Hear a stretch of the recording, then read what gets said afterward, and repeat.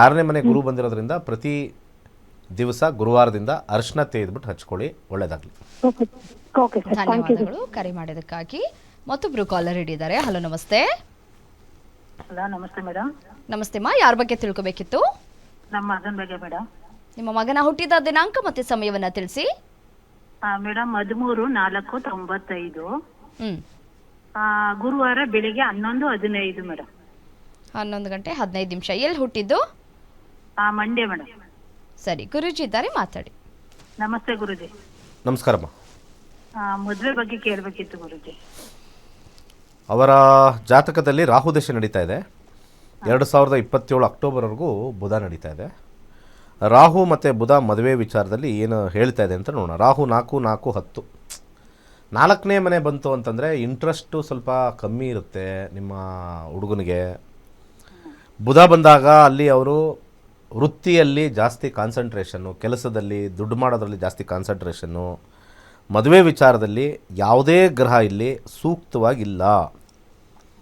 ಇದಕ್ಕೆ ಒಂದೇ ಒಂದು ಗ್ರಹ ಸ್ವಲ್ಪ ಪಾಸಿಟಿವ್ ಆಗಿರ್ತಕ್ಕಂಥದ್ದು ಅಂತಂದರೆ 2ನೇ ಮನೆ, 6ನೇ ಮನೆ, 11ನೇ ಮಂಗಳ. ಹವಳವನ್ನು ಧರಿಸಿದ್ರೆ ವಿವಾಹಕ್ಕೆ ಆಸಕ್ತಿ ಹುಟ್ಟುತ್ತೆ ಸ್ವಲ್ಪ ಮಟ್ಟಿಗೆ. ಯಾಕಂದ್ರೆ ದಶ ತುಂಬ ಸ್ಟ್ರಾಂಗ್ ಇದೆ. 4ನೇ ಮನೆ ಯಾವಾಗಲೂ ಕೂಡ ಬರಬಾರ್ದು. 4ನೇ ಮನೆ ಮದುವೆಗೆ ಇಂಟ್ರೆಸ್ಟನ್ನು ಝೀರೋ ಮಾಡಿಬಿಡುತ್ತೆ. ಬುಧ ಭುಕ್ತಿನ ಕೂಡ ನೋಡಿದ್ರೆ 10ನೇ ಮನೆ ಓಡ್ತಾ ಇದೆ. ಅದು ಬುಧ ಭುಕ್ತಿ, ಅದು ಕೂಡ ವಿವಾಹವನ್ನು ನೆಗೆಟಿವ್ ಮಾಡುತ್ತೆ. 10-6 ಮದುವೆ ಆದರೂ ಕೂಡ ಸಾಮಾನ್ಯವಾಗಿ ಅವರು ಆನಂದದಿಂದ ಇರೋದಿಲ್ಲ. ಇದು ಜಾತಕ ಹಿಂಗೆ ಹೇಳ್ತಾ ಇದೆ.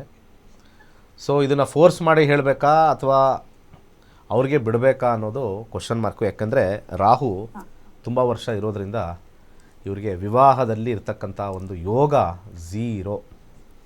ಇನ್ನೊಂದು 9ನೇ ಮನೆ ಇರ್ತಕ್ಕಂಥ ಒಂದು ಗ್ರಹ 9-8 ಇರ್ತಕ್ಕಂಥದ್ದು ಶನಿ. 7 ಮುಖದ ರುದ್ರಾಕ್ಷಿ ಹಾಕಿಸಿ ಸ್ವಲ್ಪ ಮಟ್ಟಿಗೆ ಪ್ರತಿ ದಿವಸ ಗುರುವಾರದಿಂದ ಸ್ನಾನ ಮಾಡಬೇಕಾದ್ರೆ 1 ಸ್ಪೂನು ಶುದ್ಧವಾಗಿರ್ತಕ್ಕಂಥ ಅರಿಶಿಣನ ಬಕೆಟ್ಗೆ ಹಾಕಿ ಸ್ನಾನ ಮಾಡೋಕ್ಕೆ ಹೇಳಿ. ಸ್ವಲ್ಪ ಇಚ್ಛೆ, ಮದುವೆ ಇಚ್ಛೆ ಸಂಸಾರದಲ್ಲಿದ್ದಾಗ, ನಿಮ್ಮ ಫ್ಯಾಮಿಲಿ ಇದ್ದಾಗ ಆಗ್ತಕ್ಕಂಥ ಸಾಧ್ಯತೆ, ಒಂದು ಟ್ರಯಲ್ ಅಷ್ಟೆ. ಧನ್ಯವಾದಗಳು ಕರೆ ಮಾಡಿದ್ದಕ್ಕಾಗಿ. ಮತ್ತೊಬ್ರು ಕಾಲ್ ರೆಡಿ ಇದ್ದಾರೆ. ಹಲೋ, ನಮಸ್ತೆ. ಹಲೋ, ನಮಸ್ತೆ ಮಾ, ಯಾರ ಬಗ್ಗೆ ತಿಳ್ಕೊಬೇಕಿತ್ತು? ನಮ್ಮ ಮಗಳ ಬಗ್ಗೆ ಕೇಳಕ್ಕಾಯ್ತು.